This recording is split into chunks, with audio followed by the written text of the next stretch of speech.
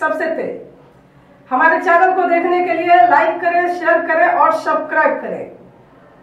और देखिए आज की ताजा तरीन खबर। भिवंडी तालुका ग्राम पंचायत सुरई में जय हनुमान रिक्शा यूनियन द्वारा सत्यनारायण महाराज का महापूजा व कथावाचक हवप सौ हर्षलाताई मगर ने बहुत ही सुंदरता पूर्वक उन्होंने लोगों को कथा सुनाया। तो चलिए हम दिखाते हैं वहाँ का कुछ दृश्य। जो आए हुए मेहमानों को जय हनुमान रिक्शा यूनियन द्वारा स्वागत सम्मान भी किया गया। ये बहुत बड़ी बात है कि रिक्शा यूनियन वालों ने अपना ये एक कदम धर्म की तरफ भी बढ़ाया है। जहाँ देखा जाए तो वो कड़ी मेहनत के साथ काम करते हैं, लोगों को उन्हें मंजिल तक पहुंचाते हैं। तो अब एक कदम सेवा का है ये। तो चलिए हम आपको दिखाते हैं वहाँ का कुछ दृश्य और सुनाते हैं कि क्या कह रहे हैं आए हुए मेहमान और मंडल अध्यक्ष। तर एवढं 1,500 लोकांचं भोजनाचं नियोजन करायचंय, अन्नदान या ठिकाणी होतंय। नक्कीच दादा सगळ्या रिक्षावाल्यांना खूप आशीर्वाद मिळतील, खूप शुभेच्छा आहे। वारकरी संप्रदायातर्फे सुद्धा आपल्याला खूप शुभेच्छा। मोठ्या साधू संतांचे आशीर्वाद आपल्या पाठीशी सदैव राहतील, कायम असतात, काय असतो आणि रिक्षावाले करत असतात। तुम्ही म्हणा कसं काय, तुम्ही बघा रिक्षा साधी सुधी कधीच नसते। त्या आरती हम देव देवम सदय धवलहारम चिंतयामि, नाहीतर आपले चेहरे असे पडलेले असतात। मग बरोबर 5 सीट असतील तर एक सीट उतरवायचा, त्याला म्हणायचं तो पुढे जा। म्हणजे त्यांना बरोबर माहिती, म्हणजे सेवा कार्य सुद्धा त्यांच्याकडून घडतं। आणि हे रिक्षावाले तर एवढी सेवा करतायत, सप्त्याला कीर्तनाला भजनाला पावती फाडतायत, सेवा कार्य त्यांच्याकडून घडतं। चौथी गोष्ट एकजूट यांच्यामध्ये दिसून येते। बघा ना, सगळे एकजूट असतात, सगळे त्या ठिकाणी एकसंघ असतात आणि संघ शक्ती कलियुगी। कलियुगामध्ये संघ शक्ती खूप महत्वाची आहे। एकत्र आलं पाहिजे आणि एकसंघ होणं हे रिक्षावाल्यांकडून शिकलं पाहिजे। कारण आज हिंदू धर्माला एकजूट होण्याची गरज आहे, एकसंघ होण्याची गरज आहे। आज जर हिंदू धर्म एकजूट झाला नाही, एकसंघ झाला नाही तर उद्या हिंदू धर्म टिकणार नाही, नष्ट व्हायला वेळ लागणार नाही। विठ्ठल विठ्ठल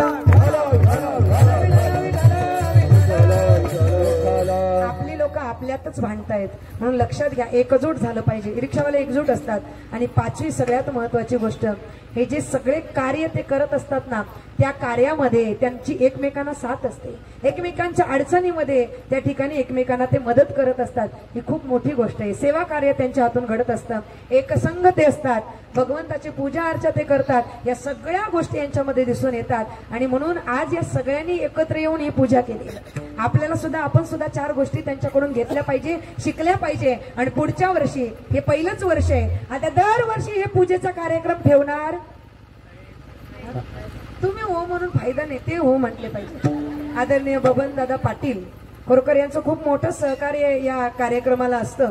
आणि म्हणून एक युनियनचे लीडर म्हणून किंवा ज्येष्ठ व्यक्ती म्हणून, अनुभवी व्यक्ती म्हणून हे सगळे लोक बबन काकांकडे बघत असतात। आणि खऱ्या अर्थाने हे एकत्र येऊन हे कार्य करणं ही खूप मोठी गोष्ट आहे। आणि सगळ्यात मोठं अन्नदान या ठिकाणी घडतंय, पण सगळ्यात मोठी गोष्ट म्हणजे नामसंकीर्तन दान या ठिकाणी घडतंय। या जगामध्ये सगळ्यात मोठा दाता त्याला म्हटलंय जो स्वतःही नामस्मरण करतो आणि इतरांकडूनही नामस्मरण करून घेतो, तो सगळ्यात मोठा दाता आहे। तुकोबारांनी म्हटलंय, दाता तोची एक जाना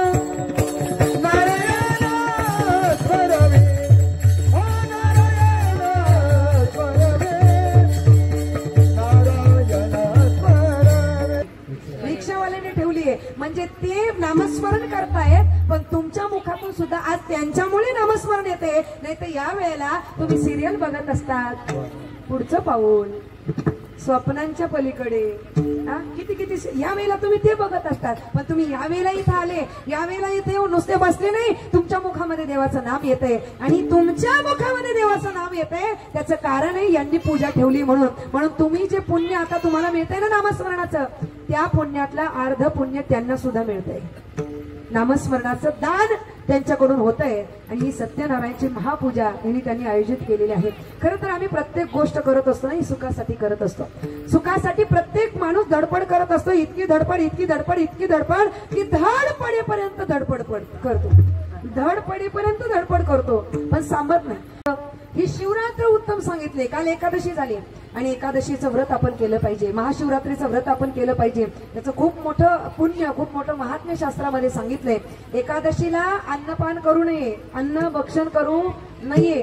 अन्न भक्षण का करू नये? एकादशीवर जर आपली निष्ठा असेल ना, भाव असेल, श्रद्धा असेल तर भगवंत सुद्धा आपल्या जवळ येतो. भगवंत त्या ठिकाणी आपल्या घरात येतो. एकदा एकादशीची निष्ठा पाहण्याकरता नामदेवरायांच्या घरी भगवंत आले.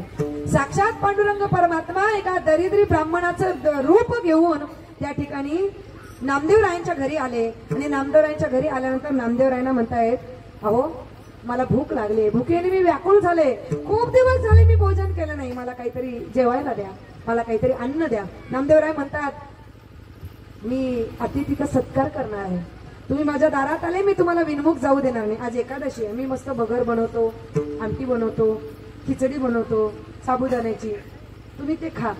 तो ब्राह्मण म्हणतोय, नाही नाही नाही नाही, मला अन्नच पाहिजे, मी भोजन केल्याशिवाय जाणार नाही. नामदेवराय म्हणाले, माझं एकादशीचं व्रत आहे आणि मी इतक्या निष्ठेने ते करत असतो, मी स्वतः काही खात नाही आणि समोरच्यालाही काही त्या ठिकाणी अन्नदान करत नाही, जेवण देत नाही, त्याच्यामुळे मी तुम्हाला जेवण देणार नाही. वाटलंच तर तुम्ही एवढे भुकेने व्याकुळ झाला तर मी तुम्हाला फराळ काहीतरी देतो. पण ते ऐकत नाही. परीक्षा घेण्याकरता स्वतः भगवंत आले होते. भगवंत स्वतः परीक्षा घेण्याकरता आलाय. भगवंत ऐकत नाही म्हणजे ब्राह्मणाचं रूप घेऊन आलेलं, ऐकत नाही. मी आता जर त्या ठिकाणी तुम्हाला अन्न दिलं नाही, भोजन दिलं नाही तर मी इथेच जीव सोडेल, प्राण त्याग करेल. आणि बघ, मी प्राण त्याग केल्यानंतर ब्रह्महत्येचं पातक तुझ्या डोक्याला लागेल. कोणाला म्हणताय? नामदेव महाराजांना म्हणताय. नामदेव महाराज म्हणाले, चालेल, तुम्ही जर इथं जीव सोडला ना तर मी स्वखर्चाने सगळं तुमची अंत्ययात्रा करील, छान अशा प्रकारे सगळ्या लोकांना त्या ठिकाणी सांगेल आणि तुम्हाला त्या ठिकाणी स्मशानभूमीमध्ये जाऊन मी स्वतः अग्निदाह देईल, अग्निसंस्कार करील, परंतु एकादशीचं व्रत मी तोडणार नाही. किती निष्ठा असेल, किती निष्ठा असेल. मग भगवंताने सुद्धा परीक्षा घ्यायची ठरवली. भगवंत म्हणतायत, म्हणजे ते ब्राह्मण रूपामध्ये आलेले देव म्हणतायत, बाबा रे, मी अन्न खाल्ल्याशिवाय तुझ्या इथून जाणार नाही, नाही तर इथेच प्राण सोडेल. नामदेवराय म्हणाले, मी तुला अन्न देणार नाही, माझं एकादशीचं व्रत आहे, प्राण गेला तरी चालेल पण मी तुला अन्न देणार नाही. आणि महाराज खरोखर त्या ब्राह्मणाने प्राण सोडला. आणि प्राण सोडल्यानंतर नामदेवरायांच्या डोळ्यामध्ये अश्रू आले की एकादशीच्या दिवशी कुणीतरी माझ्या दारामध्ये प्राण सोडला. पण विचार केला नामदेवरायांनी, नाही, प्राण सोडला, प्राण गेला तरी चालेल परंतु मी माझं एकादशीचं व्रत त्या ठिकाणी सोडणार नाही.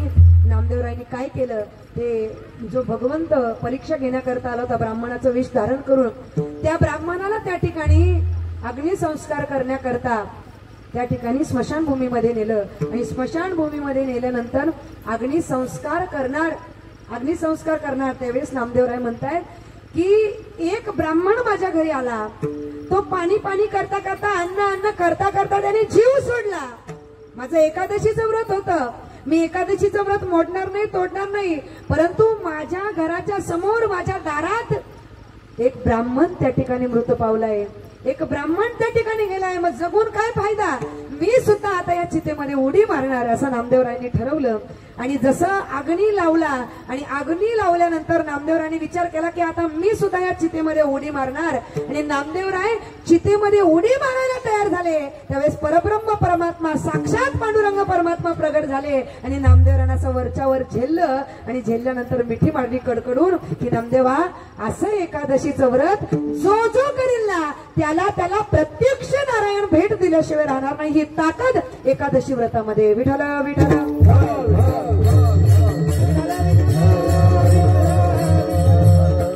एकादशीचं व्रत केलं पाहिजे. तुळशी माळ गळा, गोपीचंदन टिळा, गळ्यामध्ये तुळशी माळ असले पाहिजे, गोपीचंदनाचा टिळा असला पाहिजे. आणि उद्याची महाशिवरात्री, शिवरात्रीची कथा आपल्याला सगळ्यांना माहिती, पण तरी सुद्धा सांगते, महादेव अतिशय भोळं दैवत आहे बरं का. महादेव अतिशय भोळं दैवत आहे.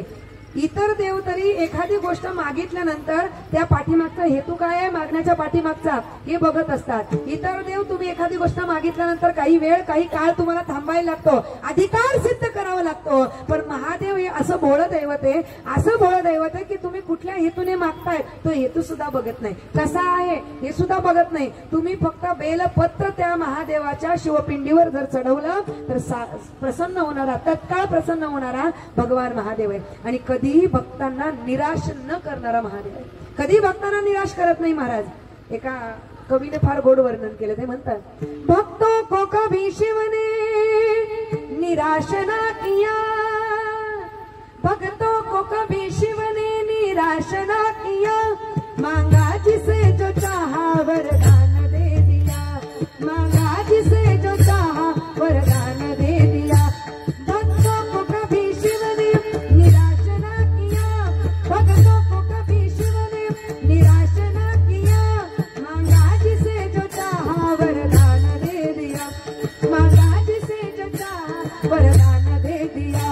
हे गंगाधर शक्तिधर ओंकार तू, हे गंगाधर शक्तिधर ओंकार तू, आए शरण तिहारी प्रभु तार तार तू, आए शरण तिहारी प्रभु तार तार. हा कैलाश के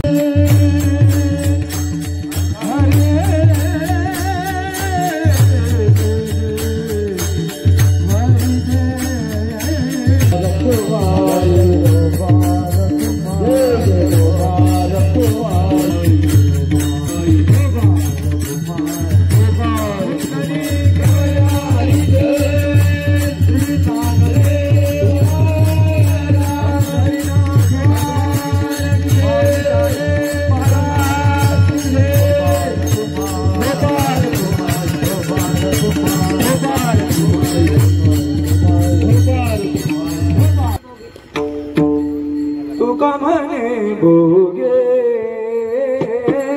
तुका भोगे, तुका म्हणे भोगे, तुका म्हणे तुका बसे तुझे पाये, मना ठेवे तुझे पाय, मना ठेवे तुका बसे तुझे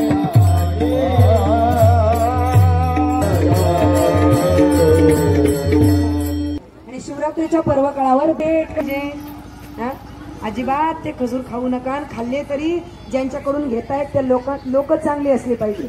जे थुंकतात, थुंकी लावून खजूर घेत विकतात त्या लोकांकडून खजूर घेऊ नका आणि खाऊ पण नका. भले 1 वर्ष शिवरात्र. हिंदू धर्म महान आहे, हिंदू धर्म महान आहे, हिंदू धर्म महान आहे. आपल्या मुलांना राम शिकवा, आपल्या मुलांना कृष्ण शिकवा, आपल्या तरुण 10वीच्या 11वीच्या मुलांना पाठवा. कुठे पाठवा ते आमच्या ताई शकुंतला ताई, त्यांचंही मोठं योगदान आपल्या गावामध्ये कुठल्याही कार्यक्रमाला असतं. त्यांचे या ठिकाणी आभार. साऊंड सिस्टीमवाले दादा बसलेले सर्व मातृभगिनी वर्ग, पितृवर्ग सगळ्यांचे या ठिकाणी आभार मानते आणि झालेली सेवा भगवंताच्या चरणी समर्पित करते. विठ्ठल जय जय विठ्ठल.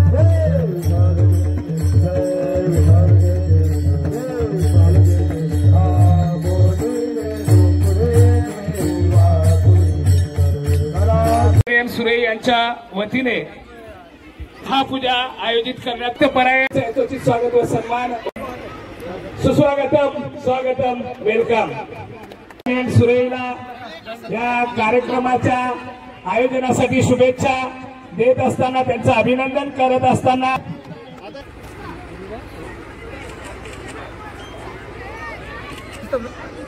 येतो की आपण मोरे गुरुजी यांचे यथोचित स्वागत व सन्मान. स्वागतम, वेलकम.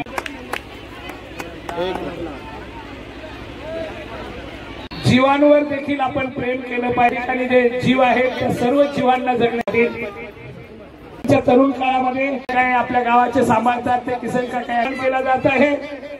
मुक्ती पाटील सारंगाव, अशोक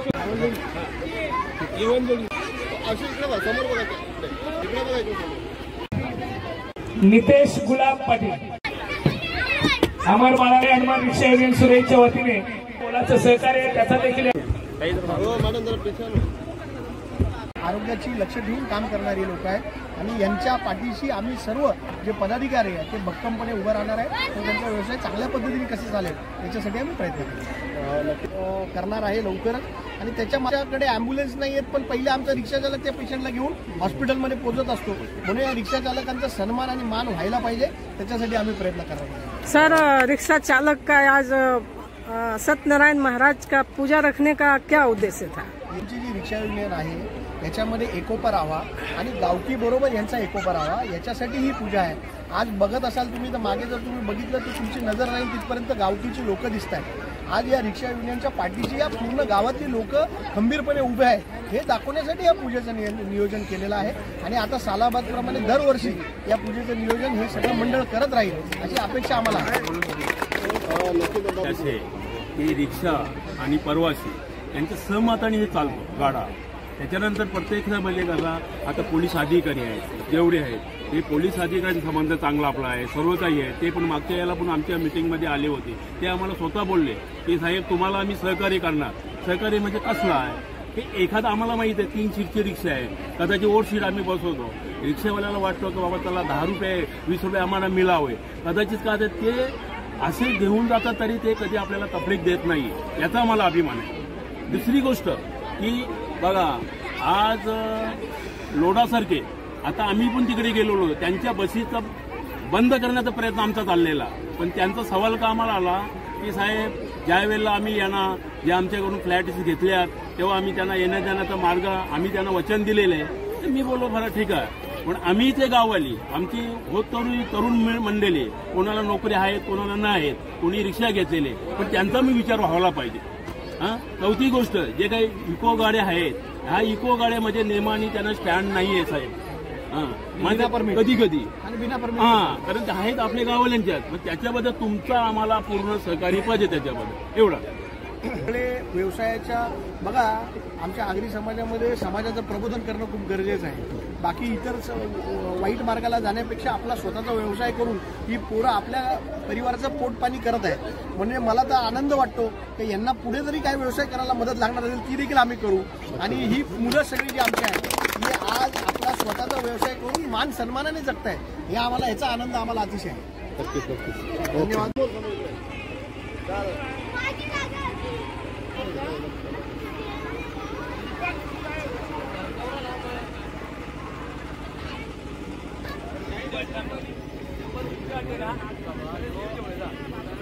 कार्यक्रम आम्ही फक्त एकोप्यासाठी तयार केलेला आहे. म्हणजे आमच्या युनियनचे सगळे सदस्य एकत्र यावे आणि गावातल्या लोकांना पण जरा एक धार्मिक हे दिशा द्यावी म्हणून आम्ही हा पूजेचा कार्यक्रम निवडला.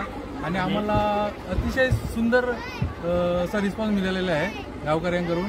आणि याच्या पुढच्या वर्षी पण आम्ही अजून चांगला कार्यक्रम करण्याचा प्रयत्न करू. नक्की जवळजवळ 50 सदस्य आहोत आणि आम्ही रिक्षा चालक म्हणजे सर्व गावातून जे काही असेल, कोणाला अडीअडचणीत असेल, तेव्हा कोणाचा रस्त्याला ॲक्सिडेंट झाला तर आम्ही धंद्याचा विचार नाही करत, पहिले आम्ही ते कार्य करतो. समाजाला म्हणजे रिक्षा चालकांची छबी अशी जर चांगली उमटेल हा प्रयत्न करतो आम्ही. आणि लोकांनी पण आमच्याकडून तशीच अपेक्षा करावी हीच अपेक्षा आहे आम्हाला. पूजा झालीच ना म्हणून आम्ही हा उठाव केला की आपण पूजा करावी आणि गावकीसाठी या करावी. गावात ते अखंड जातात दरवर्षी ते आम्ही नेहमीप्रमाणे करू.